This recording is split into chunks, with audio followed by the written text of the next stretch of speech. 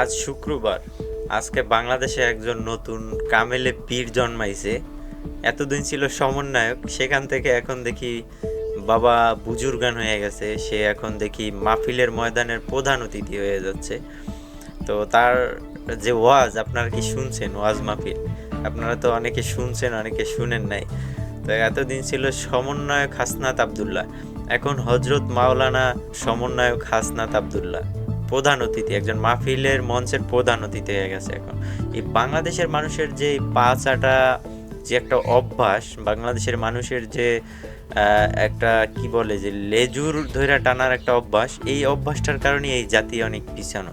সে একটা ছাত্র সংগঠনের নেতা, হ্যাঁ, তাকে কিভাবে একটা মাহফিলের মঞ্চের প্রধান অতিথি করায়? মাহফিলের মঞ্চে থাকবে একজন আল্লাহওয়ালা ব্যক্তি, হ্যাঁ, একজন বুজুর্গান ব্যক্তি, সে একজন মাহফিলের প্রধান অতিথি হইতে পারে। সে মানুষের ধর্মের কথা বলতে পারে, সে মানুষকে জ্ঞান দিতে পারে, হ্যাঁ। কিন্তু একটা মাহফিল, একটা আল্লাহর কালাম নিয়ে যেখানে আলোচনা করা হয়, সেখানে সে কিভাবে প্রধান অতিথি হয়? তো চলেন দেখে আসি তার ছোট্ট একটু নমুনা। সচ্ছলতা আরো বেশি প্রশস্ত হয়েছে। কসম করে বলছি, আপনারা জানেন আমার বাবার অর্থনৈতিক অবস্থা, আমার দাদাদের অর্থনৈতিক অবস্থা। যেই দিন থেকে এই জায়গা থেকে আমরা ফিরে এসেছি, আমাদের অর্থনৈতিক যে সচ্ছলতা, আমাদের নিয়ামত সৃষ্টিকর্তা আমাদেরকে যেভাবে দিচ্ছেন, আমরা প্রতিনিয়ত আল্লাহর কাছে অকৃত্রিম কৃতজ্ঞতা প্রকাশ করি। আপনাদের কাছে অনুরোধ থাকবে, এই যে আমরা দেখি টাকা থেকে টাকা বৃদ্ধি পায়, এটা অসংখ্য পরিবারকে নিঃস্ব করে দেয়। আমি নিজে দেখেছি, আমার বাড়ির মধ্যে এইসব বিষয়ে মেল হয়েছে। ছোটবেলায় আমি দেখেছি, বা আমি দেবিদ্বার থেকে আসতাম যখন দেখতাম। অনেকে আমাকে অপছন্দ করতে পারেন, আপনি আমাকে অপছন্দ করেন, সেটা আমার দেখার বিষয় না।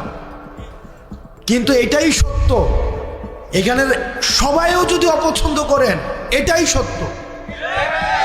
এবং সুদের বিরুদ্ধে আমাদের একটা সামাজিকভাবে এটাকে প্রতিরোধ করতে হবে। আমরা আল্লাহর আইন চাই, সুদ মুক্ত সমাজ চাই। আল্লাহর আইন চাই, সুদ মুক্ত সমাজ চাই। আল্লাহর আইন চাই। আপনাদের কাছে অনুরোধ থাকবে, আপনারা সুদকে বন্ধ করে দেন। আমরা চেষ্টা করব, আপনারা যদি আমাদেরকে সহায়তা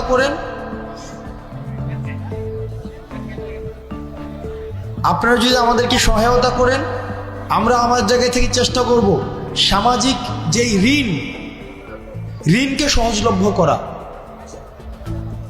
সামাজিক ঋণ প্রদানকে সহজলভ্য করা। আপনাদের কাছে মনে হতে পারে যে এটা তো একটা মাহফিল। ইসলাম তো পূর্ণাঙ্গ দিন ব্যবস্থা। ইসলাম আমার দুনিয়া নিয়েও কথা বলে, দুনিয়া পরবর্তী বিষয় নিয়েও কথা বলে। আমাদের দুইটারই সমন্বয় ঘটাতে হবে।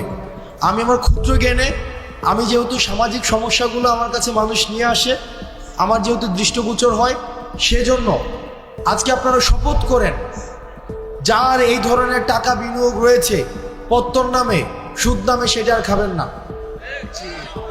আমরা ঋণকে সহজ করে দিব। আমিও বুঝতেছি যে আপনারা অনেকক্ষণ ধরে অপেক্ষা করছেন, যে আপনাদের যার বক্তব্য শোনার জন্য আসছেন, রফিকুল ইসলাম মাদানী সাহেব, উনি এই যে আপনাদের পিছনের বিল্ডিংটায় আছেন, মানে এই যে আপনার পিছনের বিল্ডিংটা, একটা মানুষ 8 ঘন্টা জার্নি করে আসছেন, 8 ঘন্টা। তো ওনার কিছু জরুরাত হইতে পারে, তো উনি আবার বক্তব্য দিবেন। উনি 3.5 ঘন্টা কথা বলেছেন, 3.5 ঘন্টা, যেটা আসলে আল্লাহ ওনাকে রহমত এবং বরকত দিন।